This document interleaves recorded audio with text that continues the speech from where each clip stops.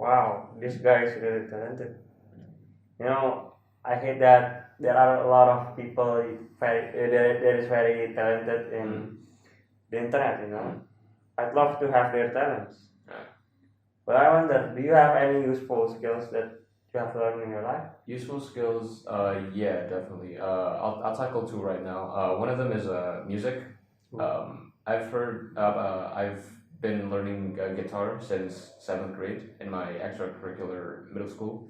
I won one trophy, and That's nice. but after 2020 in quarantine, I got into less into guitar and more into music production with uh, digital softwares, especially FL Studio, and began uploading them onto YouTube and other sites and sharing them with my friends, and ended up actually dropping an album about a month ago.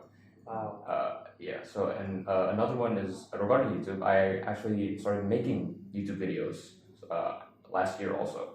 I wrote scripts before in my life, but I haven't turned them into YouTube videos until last the end of last year. Um, uh, as of now, I've only uploaded 3 videos, but I'm planning to upload more in the future when I'm not as busy. Well, that's already good, man. Like, I guess you make YouTube videos. That means that you're good at communications. Yeah, well, I'm not that good. I'd love to have a communication skill like you, No, man. I'm sure you have. Well, have you spoken to a large community, a large group of people at all? Well, throughout my life, probably the biggest group is like the class, my Yeah. class. Okay, yeah. Especially when I'm doing presentation, Yeah. in front of class. Mm. But I still like a lot of skills. Uh, I still like the confidence also. Every time I go in, presentation, do a presentation in front of class, I feel like very shy, and yeah. I started a lot. I lost a lot of words, and well, recently also for my Nusantara, my team and I also went to a school in Cikupa, and yeah, we held a seminar, Okay. and yes, that's the biggest Yeah. crowd Yeah. so far, Yeah. and yeah, I'm kind of proud about it. That's such a big crowd. Yeah, I still have to learn and build up my confidence. Yeah, you do great. Especially in college, Yeah. Yes, that's it. Yeah. Wow. My TikTok for you page have been showing me a lot of videos where they share their experiences in the work environment. I think they are sharing that they feel stressed at work. Yeah. Okay. Well, what do you think about that? Since you have, you're working. Yeah. Well, yeah, I'm working too, so I do have a lot of stress sometimes. I think it's one of the most debilitating things that anyone in work can casually happen to them. So, um, to alleviate some stress, I think you just have to have breaks sometimes. If and you know in like work or college, you have break times, right? You have to use them. You have to use them appropriately and don't waste your time on them, and don't overwork yourself in those break times. You can do homework or whatever in those break times, but don't overwork yourself to the point where you're also stressing in the break. And another thing is that you have to find a hobby that you can do very casually. Like for example, music. I can just open up an app when I have my laptop and start doing music. Um, Instead of like if your hobby is sports, you can't do sports well at work. Yeah. So and the final thing is that you have to just make sure you have something to look forward to when you come home or something. So maybe you're gonna talk to a friend, whether online or offline, or your family. That's something that you can look forward to when you get off work, when you get off college, when you finally go home, and maybe you can play games with them or just talk about your day and discuss the stress, and maybe that they can also help you out. So that's Well, basically you find anything to do, you know, to relieve your stress. just Find someone. Yeah. just distract yourself. Yeah, I agree. Yeah. Thank you. No problem. Hey, my boss just messaged me. What? He said I'm getting called to a meeting that's near Tang City. Oh, Do you, I don't know. Do you know like a route there or something? well, from here, I think the best route I can give is probably, you know, order a go ride Okay. or yes, some other things like that. Yeah. Okay. And we'll probably go to the nearest bus stop, you know, Okay. Transjakarta. Yeah. I suggest Gading Serpong. Okay. Probably it will the go ride will cost about 11 to 20,000, Okay. depending on the situation. Busy, You know, if it's raining outside. And from there, I think you will hop into a bus, Transjakarta, busway, and with the code S11, don't be wrong. I think it will arrive every 30 minutes. You know, there is a new one, so you will not miss it. Yeah. And I think it will cost around 3,500 rupiah. Okay. And it will go as far to, you know, FM3 Hotel. It's right before exit. You know, they exit to the toll to heading to Jakarta. And from there you will hop out, and I think it's best to ride angkot, you know, and go to the nearest. Probably ask the driver, you know, if it's heading towards Tang City. And it will cost probably around below 10,000. It's fair in this area. And if the angkot don't drop you in the Tang City, probably it's best, you know, for you to walk. To just walk. Yeah, rather than, you know, finding an object, go ride. So I think that's the best one. I think. Yeah. Oh, the time is soon. I have to go soon. Okay. Yeah. We have to go now. Bye. Bye. See you. Ooh. Here, a new movie poster just posted now. Oh. Yeah, it's called The World's End. Oh. And you know what? What? The better news is Simon Pegg, which is my favorite actor. Yeah, that's your favorite actor. You know, it's very funny. Yeah. He's going to be the main cast for this movie, along with Nick Frost. You know, and even better, you know, news. It is directed by Edgar Wright. You know, the director of the hit movie Shaun of the Dead, and Hot Fuzz.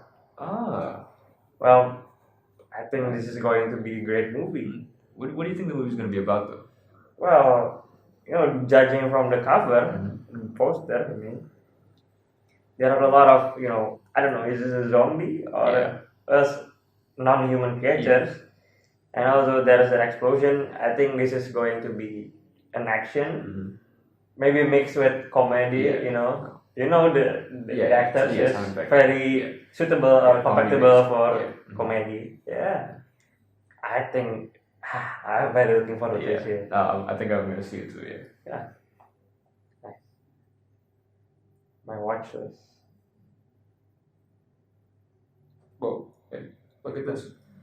This looks so fun, man. Wow. What do you think?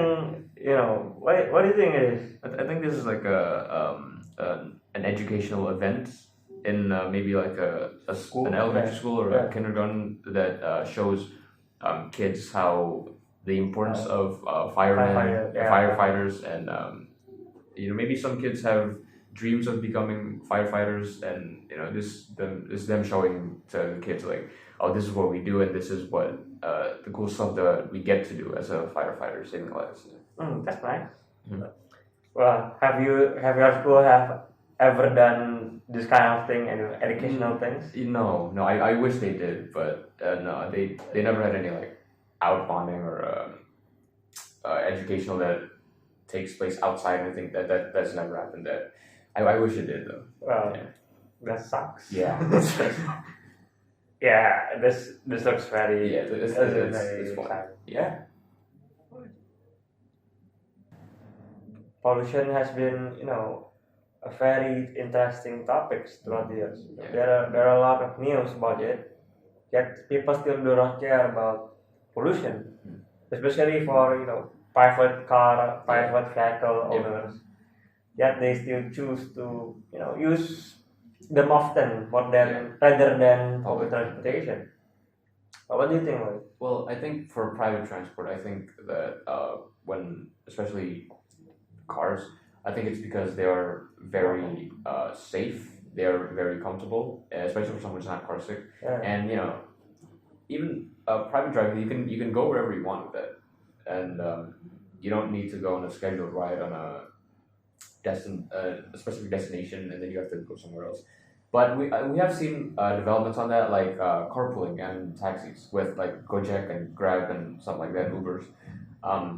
I think that is an improvement because let's say me and you were separately going to one. So me and you can have the same driver, but if me and you are on different cars, that's double the pollution. So yeah, I think Yeah. I mean, yeah, I get the carpooling one. Yeah, it's somewhat similar to public transportation such as bus or train. Like if you think like that, also if you replace all those highway traffic, with the private cars, you put the families and people into one bus or even a train. It will save more space, save the environment, reduce pollution. But I think it is still the how people think. It is not more comfortable than private cars and vehicles. Of course, and many people still not doesn't like scheduled things. They cannot go anywhere they want. They have to follow the schedule and other stuff. Yeah. Is there really is there a better way to travel than train or bus or whatever? Well, of course, there is like walking. And also bicycle. And technologies have become more developed. Electric vehicles. Electric vehicles, of course. But it is. But talking about efficiencies, it is not really efficient. People still, of course, think how to if you want to get from Tangerang to Jakarta, walking from there. Say walking and bicycle riding for small spaces, small distances, short distance, and leave the long distance to like public transport like bus or train. But still, I think bus, of course, public transportation and walking, bicycle, and electric vehicles still the best way to reduce pollution. We were talking about pollutions like earlier. What do you think the pollution is going to be, and how it's going to affect the environmental state in like 1, 5, even 10 years from now? Well, in my own opinion, I think with this kind of mindset in everyone's mind, pollution probably will even get worse. In the future, especially when you are talking about the whole world. Of course, each of the countries will affect the ozone, layers, global warming and stuff. Even the numbers of population keeps growing. I think pollution is kind of it's a very complicated thing to solve. Even every government in the world have been united and is still trying to come up with a solution to save Earth. And I think it's about the mindset. I think the mindset I definitely agree with, because I mean, you were talking about the governments. I'm going to talk about the civilians now. I think the most damning thing about the civilians on pollution is that their transport. I think because the mindset, people will never stop using private transports, and so that will increase the pollution even more. That will cause people uh, cause people to want to be on public transports less, causing them to have more private vehicles, and then that's just a vicious cycle that transport is very it's a high cause of the pollution in Indonesia. Well, yeah, I agree with that. Transportation is it's mostly the most talked things when it comes to pollution. But many people still don't care. Don't really care about the companies and factories. Yeah, that is true. Just in Indonesia itself, there are many power plants that are producing pollution, air pollution, toxic waste, and water waste with other water pollution as well. And yeah, I think this is the main problem. The main donator for pollution still until now. Yeah. And yeah, I think it needs a solution. So I think solutions, it's very hard to come up with as a civilian. If governments and leaders of the world is struggling to come up with one, how are we gonna come up with one? Right? So I think from a civilian, I think regulations have to be put in place. If we can't regulate how many transports are going to be there, we can at least regulate on the power plants. Maybe have less of them, or have replace the more debilitating ones with more healthier materials, like replacing the charcoal-based ones with nuclear power plants. I know they have that stigma on them because when they go wrong, they can go horribly wrong and cause hundreds of years of damage. But when they are done very right, I think they are one of the healthiest options to power a power plant. So yeah, I think as well as like natural resources like water, wind, solar. Yes, I think hopefully it will be better. Yeah, hopefully, but don't count on it too much. Thank you.